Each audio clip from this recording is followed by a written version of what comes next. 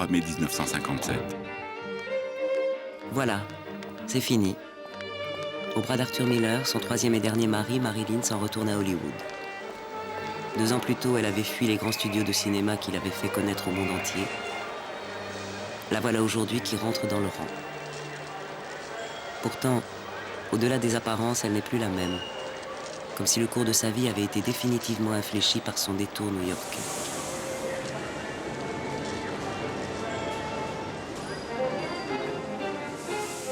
Milton Green.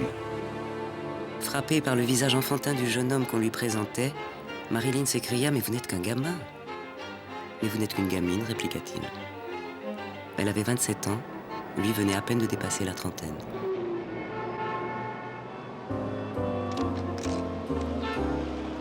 Hollywood, au moment où débute cette histoire. Marilyn est l'une des stars de la décennie. Les tournages s'enchaînent, le public l'adule. Elle n'en est pas moins insatisfaite. Elle a le sentiment qu'Hollywood met un point d'honneur à ne rien lui apprendre.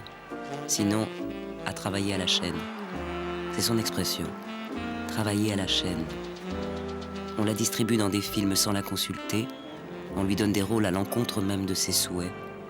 À chaque fois, il lui faut jouer la blonde, la fille bien roulée. Elle voudrait devenir une véritable actrice.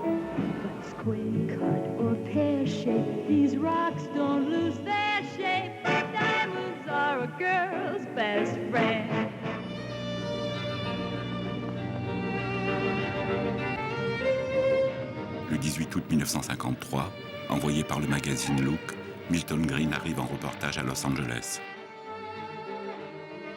C'est le photographe à la mode. Il a photographié Marlène Dietrich, Lorraine Bacall, Frank Sinatra. Il doit photographier maintenant Marilyn Monroe, en qui les publicitaires de la Fox voient la créature la plus provocante de l'écran depuis Jean Harlow. C'est la seule fille capable de dégeler l'Alaska, s'enthousiasme un journaliste. Tandis que le New York Herald Tribune écrit « Elle est tout simplement capable de rendre la nuit flamboyante ». Mais d'emblée, Milton Green refuse d'aborder Marilyn comme une déesse du sexe. Et pour ses premières photos, déconcertant de familiarité, il lui tend le pull rouge de sa propre femme, Amy. Maybe we should get some tea from the room service. Do you think so, Rupert? I would. Tea and lemon. How about you? Milton racontera plus tard que ce n'est pas le galbe de Marilyn qui accapara d'abord son attention, mais sa voix. No, how about you? Some sandwich? J'avais déjà vu tant de mannequins et tant d'actrices que je croyais avoir fait le tour de ce monde-là. Mais je n'avais jamais rencontré quelqu'un avec un tel ton de voix.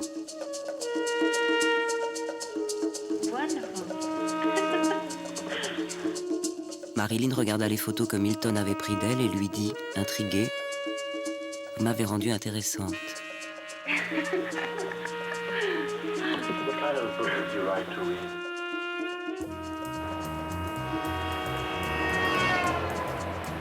Milton Green pouvait quitter Los Angeles satisfait.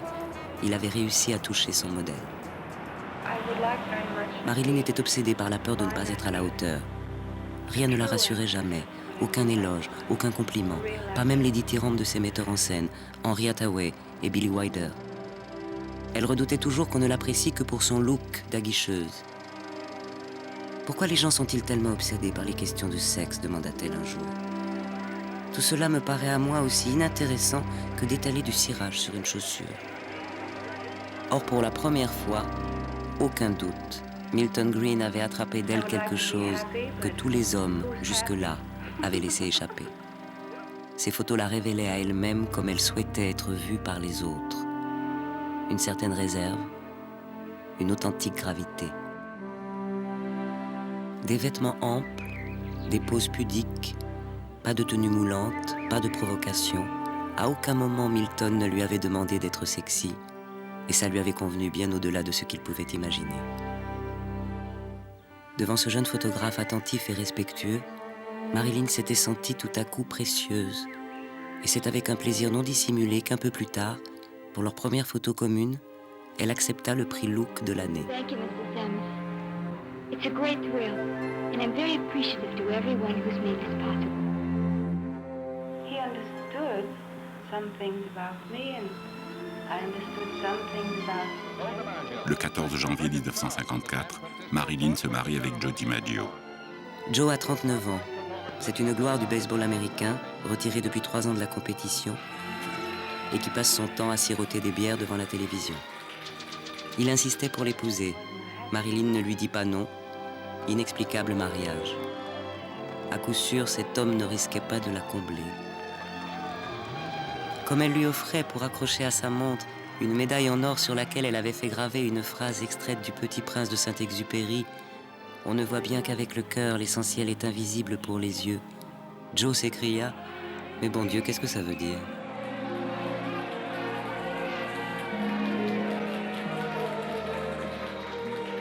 Au mois de février, en pleine lune de miel, Marilyn part en Corée soutenir les troupes américaines engagées dans la guerre. Aux États-Unis, on raconte qu'elle reçoit plus de 20 000 lettres d'admirateurs par semaine. Au milieu des GIs, elle constate son étonnante popularité. Pour la première fois de sa vie, elle se livre à un concert en direct devant un public dont elle peut voir les réactions. Une douzaine de représentations, 60 000 soldats, et à chaque fois la volonté de donner à tous l'impression qu'elle s'adresse à chacun.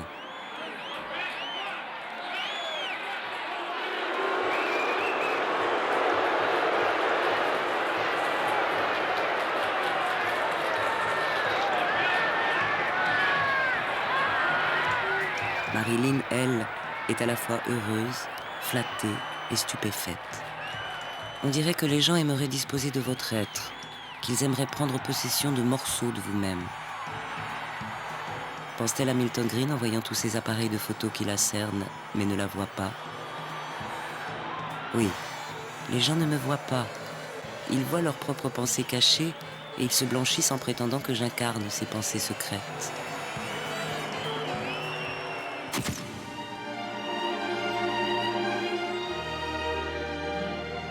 Quand elle avait retrouvé Milton en octobre dernier, ils avaient passé ensemble près d'1 mois.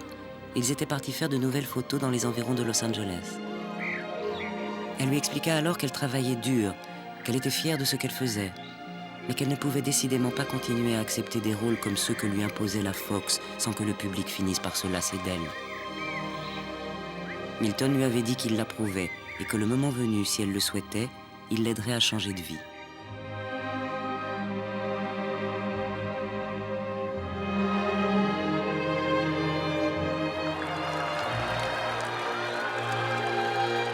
Retour à la réalité.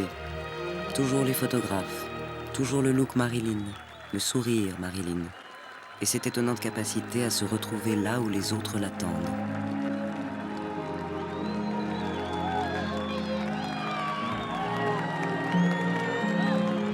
Pourtant, quand on regarde les photos de Milton Green, on voit à quel point Marilyn est déjà ailleurs.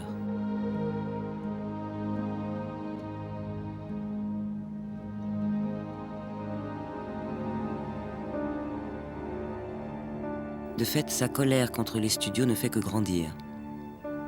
Elle ne s'identifie plus à cette actrice fétiche, mais dont le salaire reste pour Hollywood dérisoire, sans commune mesure avec les profits qu'elle génère. Sa rencontre avec Milton Green l'a comme émancipée.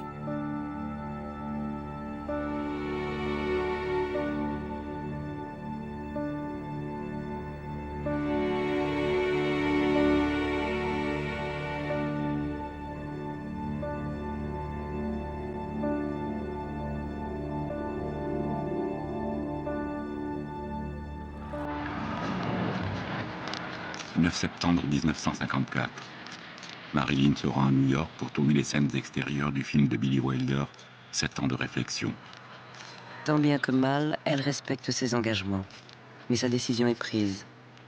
Et il faut mesurer ce qu'il y a d'incroyablement volontaire dans ce qu'elle a décidé. Quitter Hollywood. Ce qu'aucune star n'avait osé faire, elle veut le tenter. Filer à l'autre bout du pays pour repartir à zéro.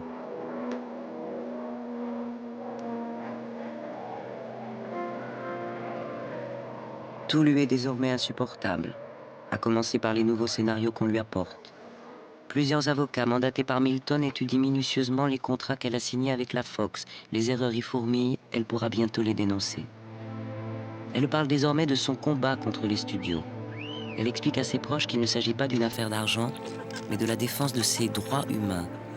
J'en ai assez d'être connue comme celle qui a des formes. Je veux leur montrer que je suis capable de jouer, de bien jouer. C'est à ça qu'elle pense lorsqu'elle se serre dans son peignoir blanc, porte-bonheur.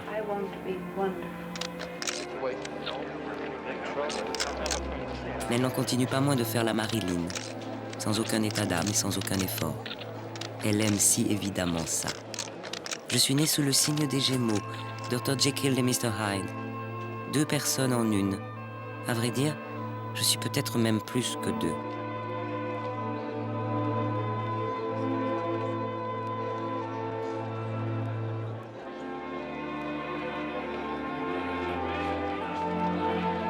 I think there's 2 things in human beings that they, as I think there is in myself.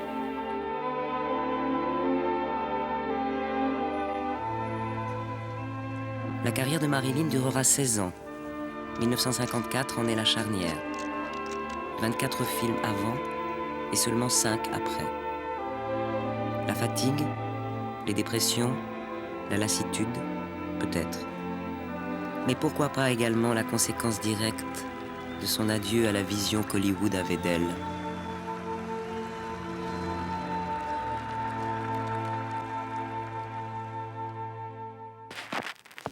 Le lendemain même de son arrivée à New York, Marilyn se précipite chez Milton Green. Un costume de location latent, trop petit. Il faut dire que selon son humeur, ses angoisses, en fonction aussi de ce qu'elle s'inflige, l'alcool, les médicaments, elle grossit, elle maigrit.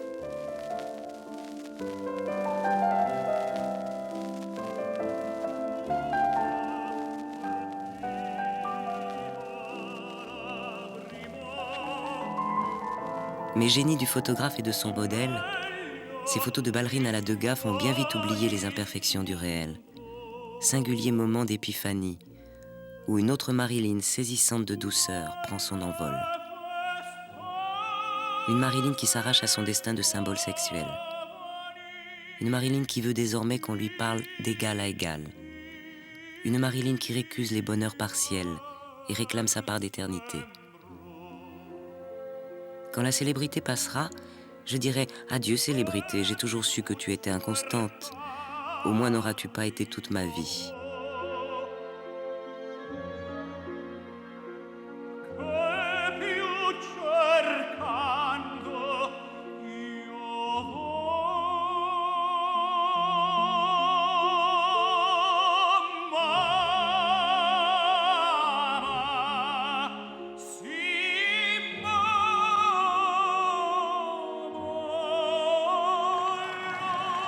Marilyn revient à Los Angeles une fois le film achevé. Avant de rompre avec Hollywood, il lui reste encore quelques liens à défaire, quelques nœuds coulants à desserrer.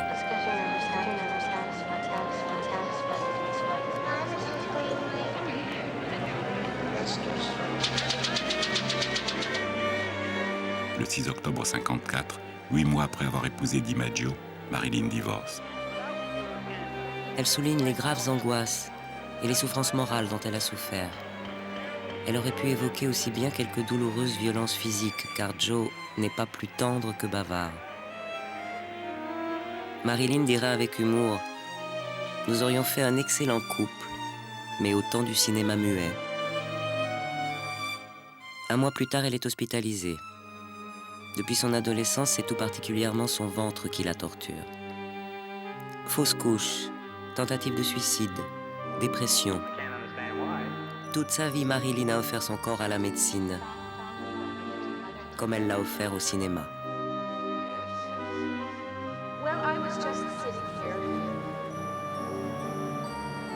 Le 23 décembre 1954, juste avant Noël, incognito, perruque brune, lunettes noires, Marilyn décolle de l'aéroport de Los Angeles pour New York, sous le pseudonyme cocasse de Zelda Zong.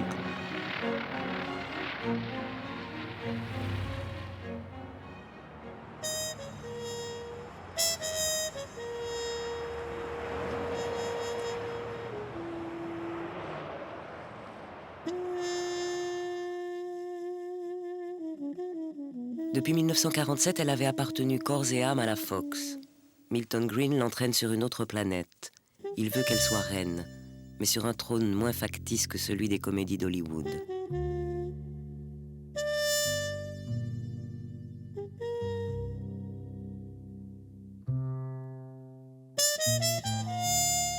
Marilyn aime son ingénuité.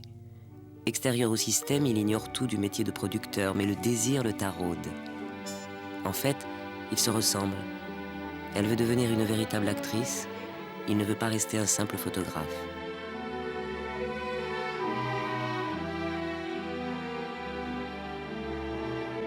Hébergée chez les Green, Marilyn devient aussitôt auntie pour leur fils, Joss, qui a 1 an. Elle le fait manger, lui donne son bain. Et le soir de la Saint-Sylvestre, c'est elle qui reste avec lui pour que ses parents sortent. New York fascine Marilyn. Elle n'a pour ainsi dire jamais vu la neige, ni observé le changement des saisons. Des Green, elle dit « C'est la seule vraie famille que j'ai jamais connue ». L'épouse de Milton, Amy, pense qu'entre Marilyn et son mari, il y a comme un secret dont elle est exclue. Jamais en tout cas Marilyn ne s'est trouvée aussi belle. Jamais non plus elle n'a connu ce plaisir d'être à son gré anonyme, perdue dans cette ville qui la laisse en paix.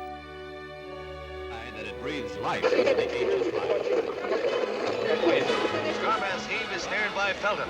The Terrapins, so called, are striking for a quick tally. Felton romps 38 yards to put his...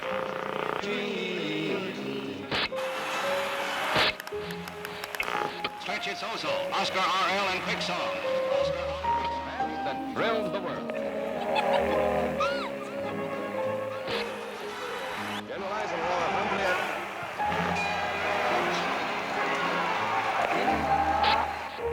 but I thought it sounded more like Eddie than it did me.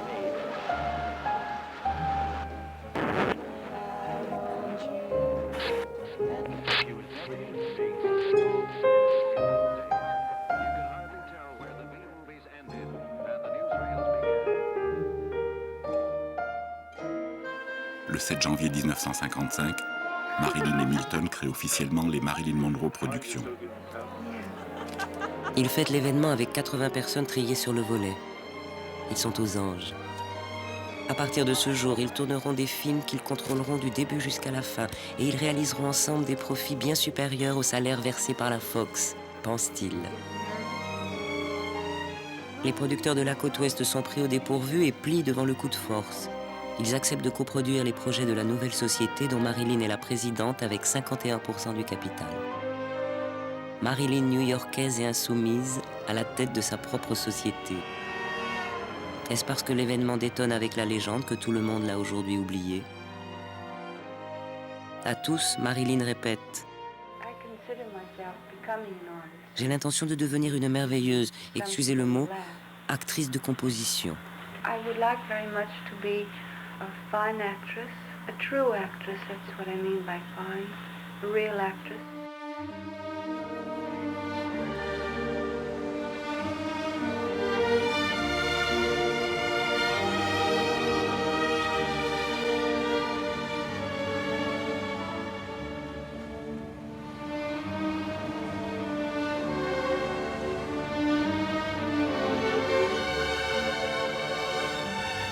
Sur les murs de New York, Marilyn s'affiche en grand, dans la plus célèbre scène de sa carrière, où soulevée par un énorme ventilateur, sa jupe laisse entrevoir son panty blanc. Les voitures, comme les passants, s'arrêtent. I think it's terrific. It's pretty vulgar, if you ask me. Very nice, some girl. I think it's wonderful, wonderful, wonderful. Ça me fait drôle, les gens me connaissent et moi je ne connais personne. I think it's very nice, and I'd rather it be. Elle regarde son image, mais s'y reconnaît-elle? La meilleure façon pour moi de m'affirmer en tant qu'être humain est de m'affirmer en tant qu'actrice. L'hiver se termine. Marilyn découvre le printemps new-yorkais. Il suscite en elle un émerveillement enfantin. Le même qu'elle éprouve à ce gala de bienfaisance au Madison Square Garden. Enfant, je ne suis jamais allée au cirque, explique-t-elle.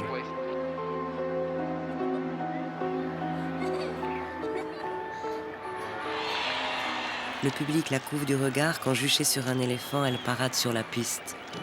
Mille bouches lui murmurent « Attention !» Mais est-elle dupe pour autant des bravos affectueux qui emplissent alors le cirque? Tous ces gens sont si émotifs. Je veux dire, s'ils vous aiment tant sans vous connaître, ne peuvent-ils pas de la même façon vous haïr?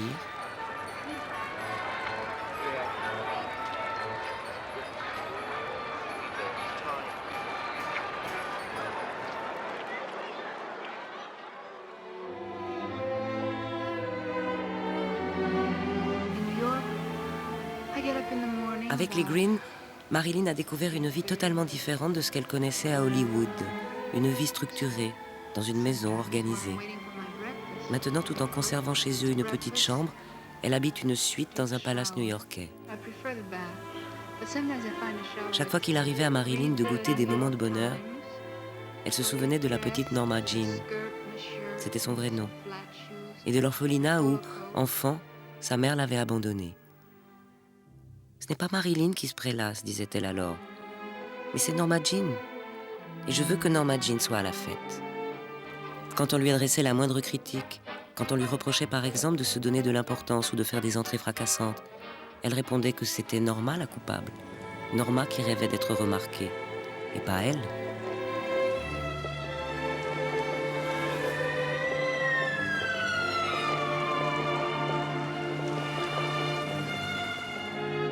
Dans les miroirs, c'était l'image de Norma que Marilyn voyait. To learn that she was my mother was quite a shock. Je suis souvent seule avec moi-même, avait-elle l'habitude de dire. Because I think I have a gay side to me, also a sad side. And I think that's the way with people also.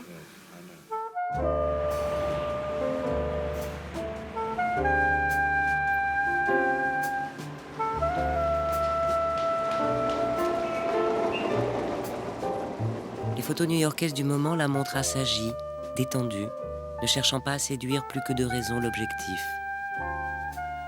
Marilyn apparaît comme apaisée devant Milton, même si dans la réalité, elle est souvent tendue, agitée et incapable de dormir.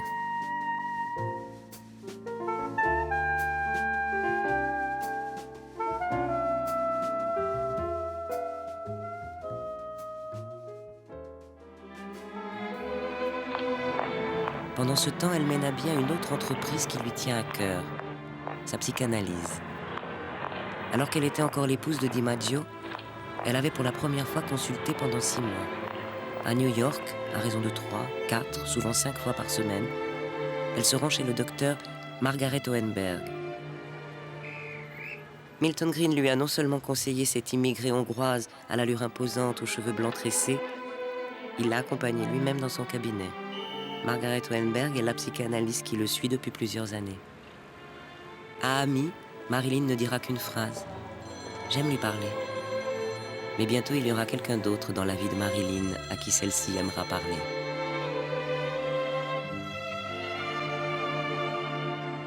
Arthur Miller, qu'elle dissimule encore au monde parce qu'il est marié, mais dont elle se sent déjà assez amoureuse pour se douter qu'il sera son prochain mari.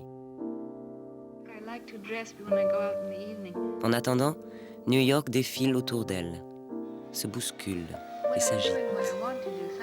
De loin en loin, Marilyn rencontre la presse.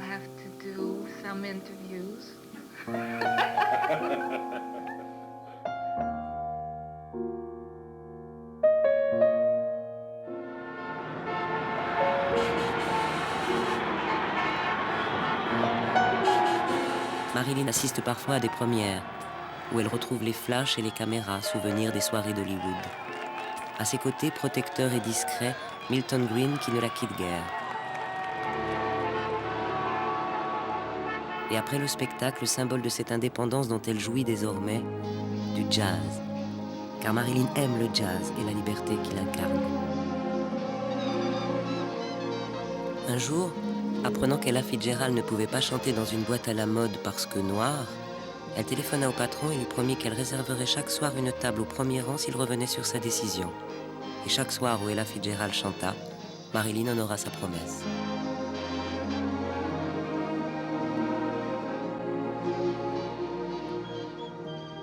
La nuit, Quand Marilyn l'insomniaque ne pose pas pour Milton, elle lit des poèmes.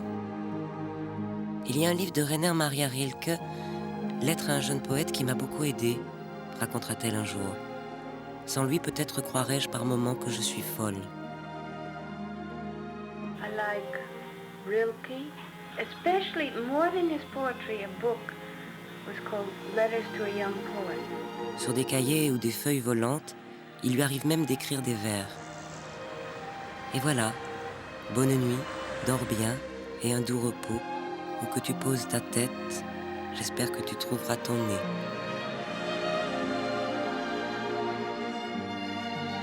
« 12 avril 1955. Ed Murrow, vedette de la chaîne CBS, s'invite chez les Green. Devant les caméras de télévision, Marilyn est embarrassée. Comment expliquer qu'elle a abandonné Hollywood pour New York? Well, Marilyn, now that you're a New Yorker, how do you like this city anyway? Oh, I love it. Everyone's very friendly, and it's a very optimistic, friendly city. Marilyn, tell me, what's the basic reason for this corporation? Primarily to contribute to help making good pictures. It's not that I object to doing musicals or comedies. In fact, I rather enjoy it, but I would like to do also dramatic parts too. Voilà, des rôles dramatiques, c'est ça qu'elle veut, Marilyn. Il est temps de solder les comptes avec son passé. 7 ans de réflexion, son dernier film tourné à Hollywood sort sur les écrans. A popular Broadway New York theater radiates glamour for the sneak preview of the CinemaScope version of The 7-Year Itch and the birthday of À la its star. première, DiMaggio l'accompagne comme si rien ne s'était passé entre eux depuis 6 mois. Qui aurait deviné en la voyant ce soir-là, le soir de ses 29 ans, qu'elle allait bientôt subir une fois de plus un avortement, le 13e peut-être, et qu'elle n'aurait jamais d'enfant. Elle en avait pourtant un tel désir que tous les 2 ou 3 mois, elle se persuadait qu'elle était enceinte, prenant 6 ou 7 kilos pour en convaincre son entourage. Elle disait « Si j'ai une fille, elle n'aura rien d'une norme à Jean, et je sais comment l'élever.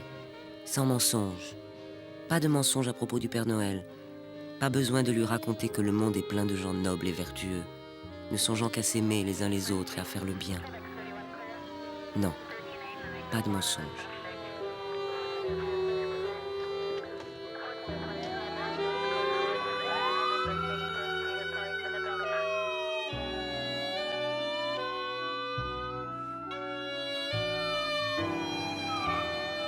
Pour l'instant, l'association de Marilyn et de Milton ne rapporte pas un centime. Et c'est Milton sur ses propres deniers qui assume toutes les dépenses. Logement au San Regis Hotel, produits de beauté, vêtements. Toujours aussi sensible à son apparence physique, Marilyn est cependant plus préoccupée par son métier d'actrice qu'elle veut perfectionner. Avec une étonnante modestie, elle redevient élève et s'inscrit à l'Actors Studio, que dirige le plus connu et le plus controversé des professeurs de théâtre américains, Lee Strasberg, qui faisait alors l'objet d'un véritable culte. I go to the Actors Studios on Tuesday and Friday, and on the other days I go to Lee Strasberg's private classes. He changed my life more than any other human being that I've met. Marilyn doit bientôt tourner avec Laurence Olivier, Le Prince et la Danseuse, une pièce dont Milton a acheté les droits pour en faire un film.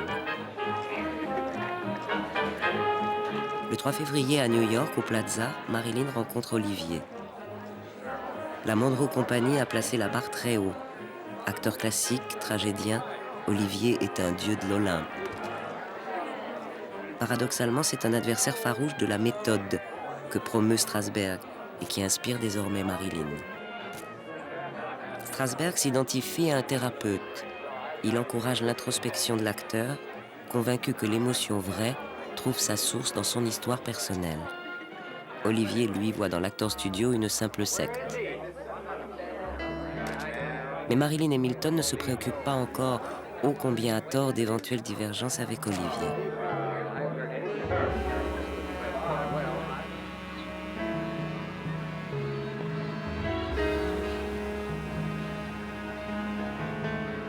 Le 15 février 1955, lors d'un week-end à la campagne, Marilyn pose pour Milton.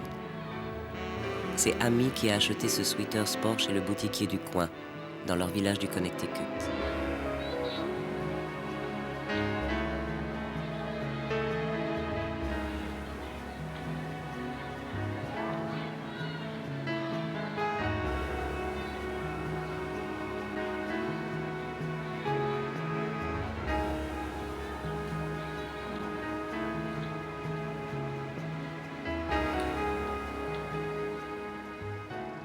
Le lendemain, Marilyn retrouve avec plaisir le chemin du studio au 480 Lexington Avenue. Sans maquillage, avec des lunettes noires, parfois avec un vieux manteau ou encore un foulard, elle sait maintenant comment passer inaperçue. La Black Session, la plus troublante série de photos réalisées par Milton Green.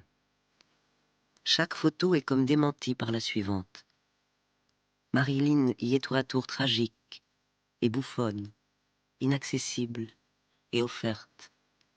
Ses poses évoquent les plaisirs de la chair autant que les tourments de l'âme.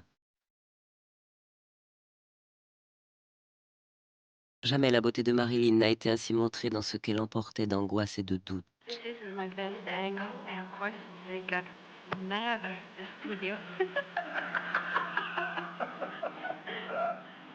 I said, but you can't sign those. I said, but it's me, and they'd rather have these than the other side. If they're bad. La Black Session est à l'image de ses nuits.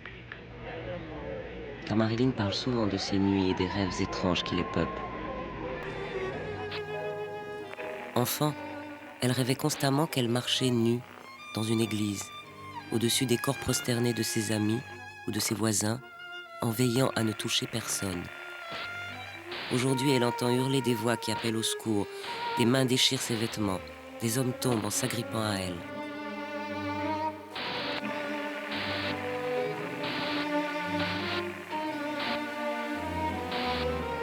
Arthur Miller dira « La mort l'accompagnait toujours, et tout le temps.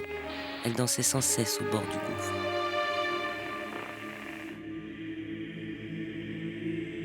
En regardant dans un musée une chimère de Rodin en marbre blanc, elle s'identifia aussitôt à la jeune femme sensuelle que l'homme serrait dans le creux de la main de Dieu.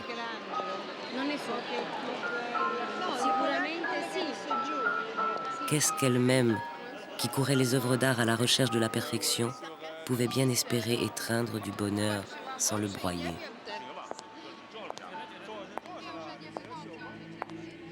Un autre jour, elle fixa longuement les démons de Goya. Je connais très bien cet homme. Nous avons les mêmes rêves. Je fais ces rêves depuis que je suis gosse.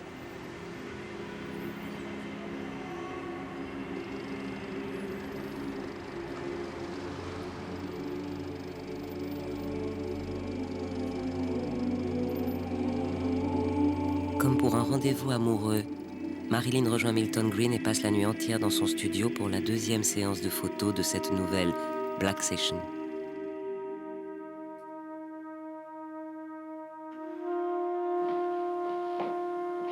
Ready? That's good, hold that. Wonderful. Again. Hunch more. That's good. And the hair back, and the hair back. Again. That's great, that's good. Come on, more of that. Now give it to me, really give it to me. Come on now. Come on. Good, now the hair.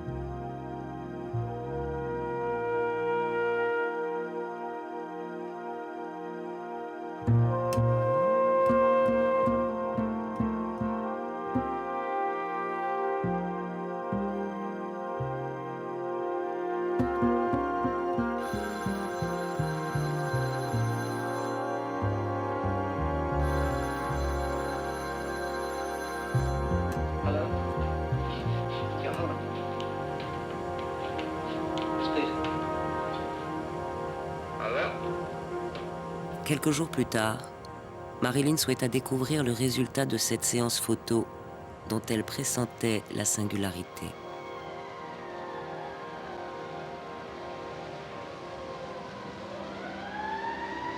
Portant un long manteau de cachemire, à l'allure très classique, cadeau de Milton Green, elle ressemblait à une héroïne de film noir, à l'une de ces blondes énigmatiques qui ensorcellent le détective, mais dont le spectateur, lui, se demande si elle appartient au camp du bien ou à celui du mal. Peut-être était-elle simplement devenue l'adepte de cette nouvelle religion révélée par Strasberg. Peut-être était-elle simplement allée chercher tout au fond de son histoire cette pénombre étrange qui éclairait son visage. Marilyn always dreamt of being an actress. She didn't, by the way, dream of being a star. She dreamt of being an actress. And she had always lived somehow with that dream. And that is why, despite the fact that she became one of the unusual and outstanding stars of all time, she herself was never satisfied. When she came to New York, she began to perceive the possibilities of really accomplishing her dream of being an actress. When Marilyn was here at the studio, she always sat in the same place, which was way at the end there in the last row.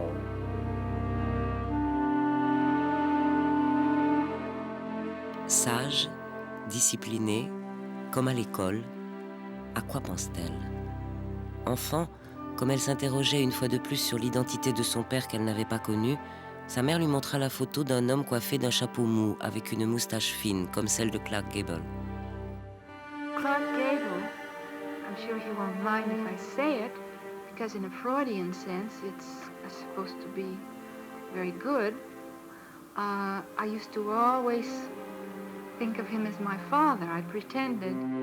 Depuis ce jour, quand ses copains lui demandaient qui était son père, elle répondait Clark Gable, et elle avait fini par s'en persuader. J'ai toujours eu le sentiment de n'être rien, disait Marilyn. Et que pour moi, la seule façon d'être quelqu'un, c'était d'être quelqu'un d'autre. C'est probablement pour cela que j'ai eu envie de devenir actrice. Ravie d'aider de sa notoriété l'Actors Studio, Marilyn se rend à une soirée organisée en l'honneur de la secte Strasberg. Ceux qu'elle admire sont là, les acteurs, les vrais.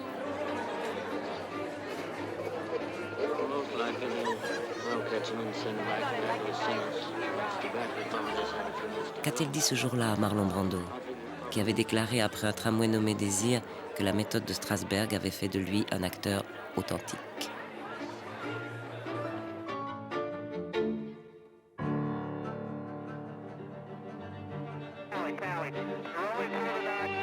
« 25 février 1956. Marilyn arrive à Los Angeles pour tourner Bus Stop, l'autre projet initié avec Milton Green.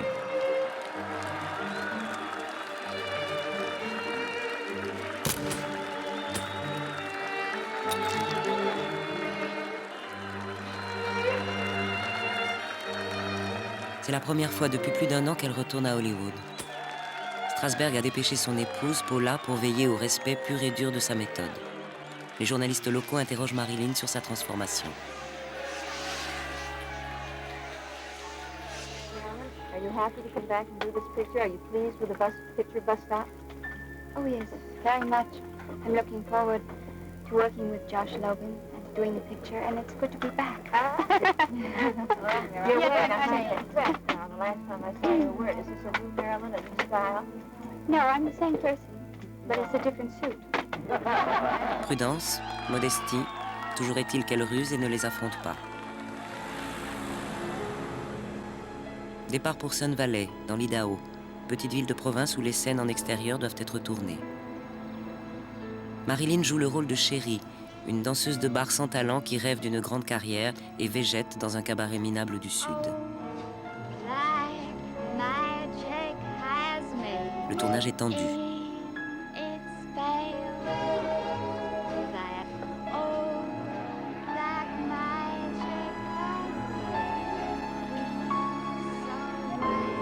Marilyn craque et doit s'arrêter de jouer pendant 15 jours, réclamant la présence de sa psychanalyste, à qui la production fait traverser les États-Unis pour les besoins de sa cure. Bus Stop est pourtant le premier film de sa nouvelle vie. Comme elle le souhaitait, son personnage ne ressemble à aucun de ceux qu'elle a interprétés auparavant. Tout est ici différent de la Marilyn d'Hollywood, jusque dans le détail de son maquillage ou de cet accent traînant du Sud dont elle retrouve les inflexions éteintes et qui change la voix qu'on connaît d'elle. C'est Milton qui avait imaginé le maquillage blanc craie, presque un maquillage de clown, pour cette fille de la nuit que Marilyn interprétait et qui se nourrissait de café et d'aspirine. Le maquillage accentuant le côté pathétique du rôle, Marilyn finit par créer un personnage comique si triste, à la sexualité si désespérante, si aveugle aussi à l'inéluctable échec de sa vie, que beaucoup verront dans Bus Stop son plus grand film. Sans doute aurait-elle dû être nominée pour les Oscars si Hollywood n'avait pas voulu, une fois encore, lui infliger un camouflet, en nominant à sa place son pâle partenaire. Pour l'instant, Marilyn ne pense pas à une éventuelle nomination. Sous le nom de Mrs. Leslie, elle téléphone dans le Nevada, au bord de Pyramid Lake, à un certain monsieur Leslie. C'est Arthur Miller, qu'elle retrouve parfois en cachette et qui attend de se voir accorder son divorce à Reno avant de rendre officielle leur liaison, depuis longtemps secret de Polichinelle. I can't say he gave me a feeling of security, except he treated me as a human being, a very sensitive human being, and he treated me.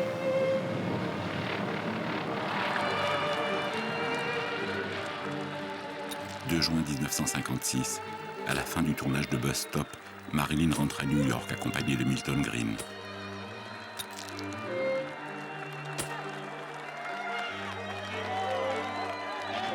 Elle vient d'avoir 30 ans et flotte dans sa vie comme dans cette piscine où Milton, toujours lui bien sûr, la photographie souriante, buvant à la santé d'un monde qui l'ennuie de plus en plus.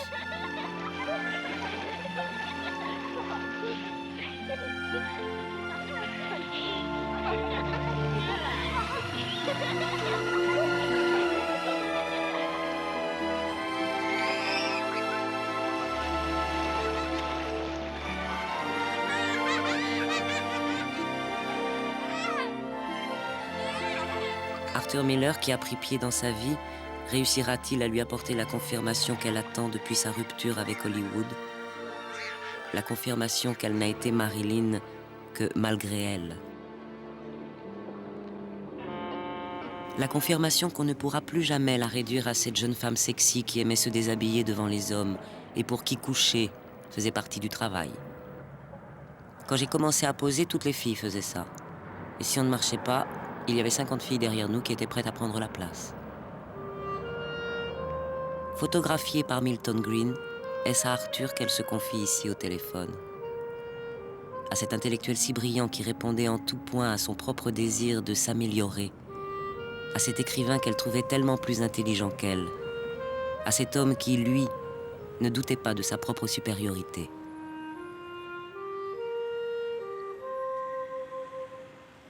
À l'opposé exact de Faust, elle avait voulu signer un pacte contre le diable. À Hollywood, on vous payait $1000 pour un baiser et 50 cents pour votre âme. Je le sais parce que j'ai souvent rejeté la première proposition et que mon âme n'est pas à vendre.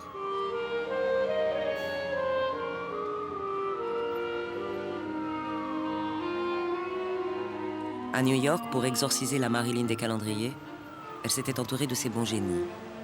Milton Green d'abord, Lee Strasberg ensuite, et puis sa psychanalyste, Margaret Hohenberg. Maintenant, c'était Arthur Miller, son ultime rempart contre elle-même.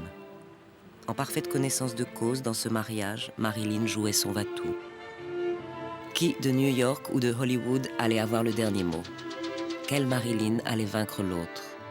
Mr. Hyde ou Dr. Jekyll? C'est en écoutant Miller répondre à une interview que Marilyn a appris qu'il serait marié avant qu'elle ne parte à Londres pour le tournage du Prince et de la danseuse. Comme les journalistes faisaient le pied de grue sur son palier, elle improvisa une conférence de presse.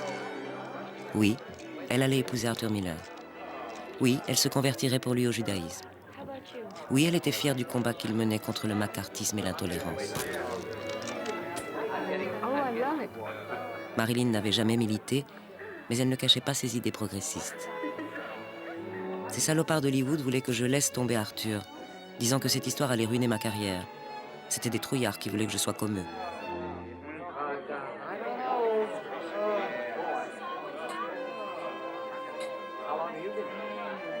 Sa première histoire d'amour avec un président des États-Unis, elle l'avait connue avec Abraham Lincoln, qui un siècle plus tôt avait aboli l'esclavage dans son pays. Elle voulait être digne de son exemple en soutenant Miller, poursuivi maintenant à Washington par la Commission des activités anti-américaines. Miller reconnut avoir assisté à quelques réunions d'écrivains communistes, mais refusa tout net de donner à la commission le nom des autres participants. Et il devint, pour le plus grand bonheur de Marilyn, un héros de la lutte contre la répression.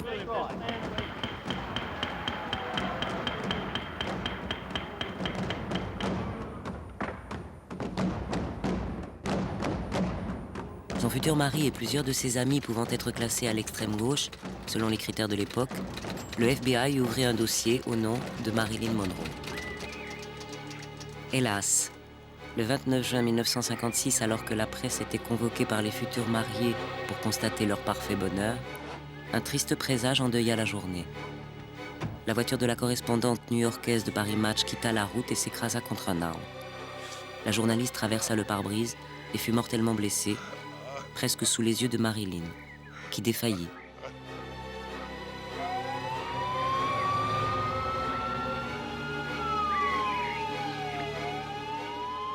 Une conférence de presse écourtée eut lieu quelques instants plus tard, sous un arbre de la propriété d'Arthur Miller à Roxbury, dans le Connecticut. Marilyn semblait distraite, Arthur quelque peu absent. La mort planait tout près.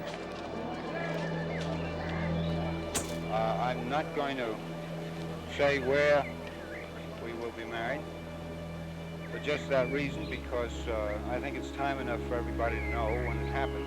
Miss Monroe, a school teacher just got a letter from an 11-year-old boy in which he was to write about 3 wishes, what he would do with 3 wishes. And he said that he would like money first, and second to be an engineer, and third, he said, when I grow up, I'd like to have a blonde. She has to have blue eyes. She has to be like Marilyn Monroe. This is my life. Now, you were the third choice on that. I'm flattered. L'interview terminée, celle qu'un petit Américain de 11 ans considérait comme la femme idéale fila dans l'heure se marier loin des journalistes. La cérémonie dura 4 minutes.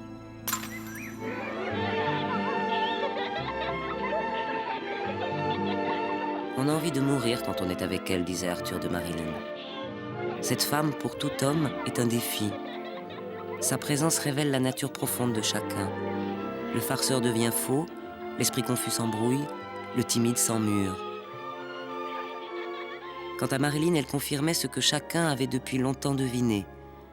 J'ai toujours été attirée par les hommes plus vieux que moi. Les jeunes n'ont rien dans la tête. Le mariage avec Arthur Miller devait durer 3 ans et demi. Ce fut la plus longue relation continue de la vie de Marilyn.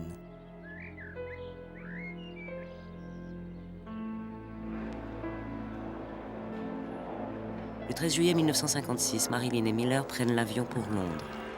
Dans ses valises, elle avait placé de nombreux livres, cherchant plus que jamais refuge dans la poésie, même si Miller écrira plus tard, avec une certaine méchanceté, ne l'avoir jamais vu terminer un livre, sauf Le chéri de Colette. Elle emporta aussi du Milltown, un des calmants dont elle était dépendante. Milton Green, Marilyn, tout le monde avait dans ses poches des quantités astronomiques de cachets et les prenait comme des bonbons.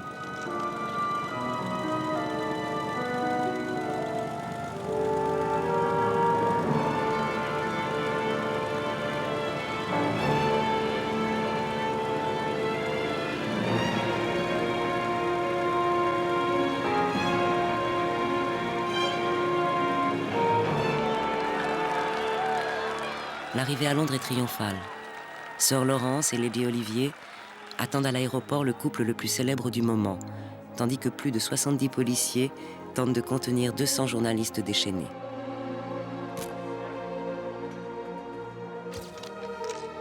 Milton, parti quelques jours plus tôt, est présent. Mais comme à son habitude, il ne se montre pas, éternel absent de toutes ces images d'archives.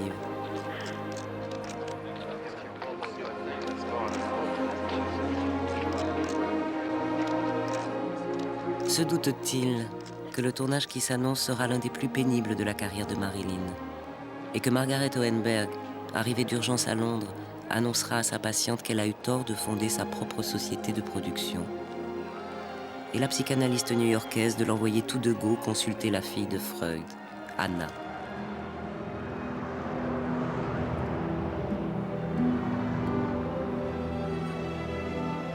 Marilyn se débat.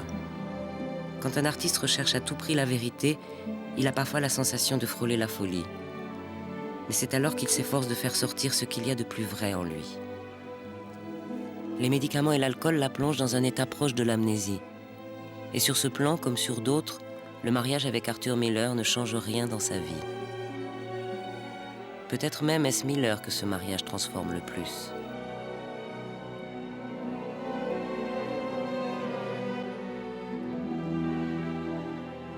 Prenant goût à sa nouvelle notoriété, il cherche sans état d'âme comment en profiter, y compris financièrement, soupçonnant très vite en Milton Green un rival.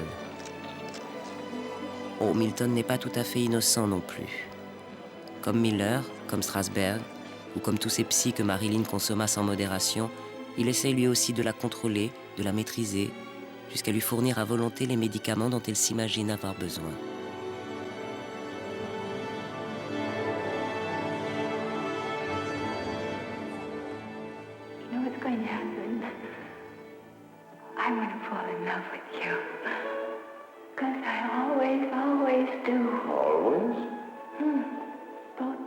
Mais se doute-t-il pour autant, Milton, que ce tournage signera la fin de son histoire avec Marilyn? Que Marilyn ne sera plus que reproche à son égard et qu'une fois sortie, grâce à lui, de sa chrysalide, elle l'abandonnera, sans lui laisser la moindre possibilité de revenir en cours. C'est en tout cas ici, à Londres, que tout basculera entre eux et que Milton finira par se retrouver ruiné. C'est ici, à Londres, que Marilyn, si publiquement méprisée par un Laurence Olivier condescendant, se demandera à voix haute si elle n'a pas eu tort de quitter Hollywood.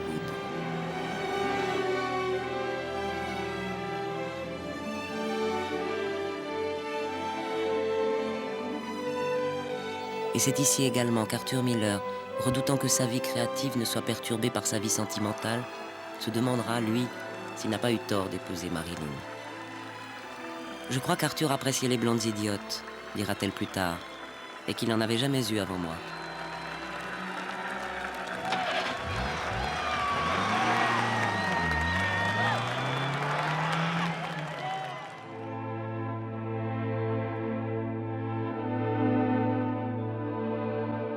À peine rentrée de Londres, Marilyn demande la liquidation de la Monroe Company.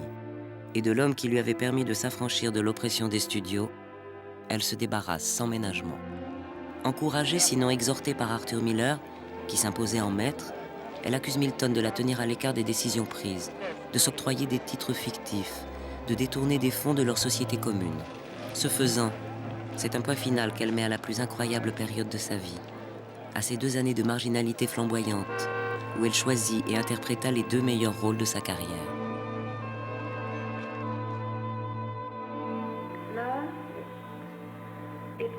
Dernière séance de photos avec Milton, pour solde de tout compte. Du professionnalisme, bien sûr, de l'émotion sans doute, et à coup sûr un formidable sentiment de gâchis.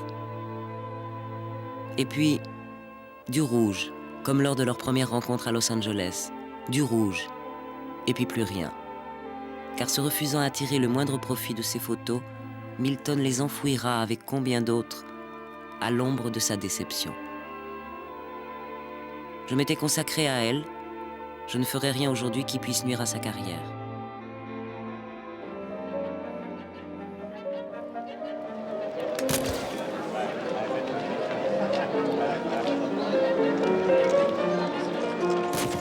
Voilà, c'est fini. Au bras d'Arthur Miller, Marilyn s'en retourne à Hollywood. Pourtant, au-delà des apparences, elle n'est plus la même. Elle revient dans l'univers du semblant. Mais après avoir franchi cet au-delà du miroir dans lequel Alice au pays des merveilles partait se promener.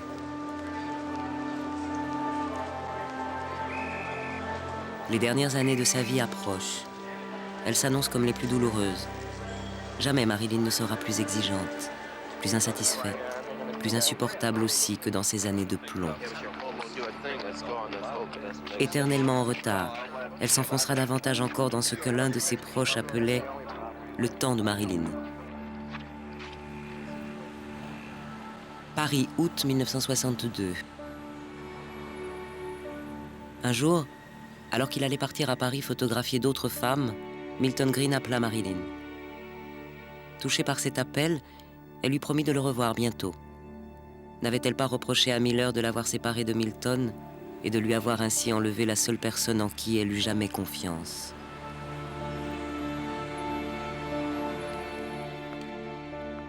Ils ne se revirent pourtant jamais, et aucune autre femme ne fut photographiée par Milton comme l'avait été Marilyn.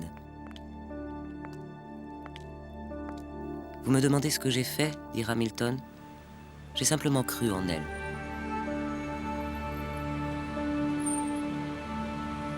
One of the most famous stars in Hollywood history is dead at 36. Marilyn Monroe was found dead in bed. Comme le monde entier, il a pris sa mort dans les journaux.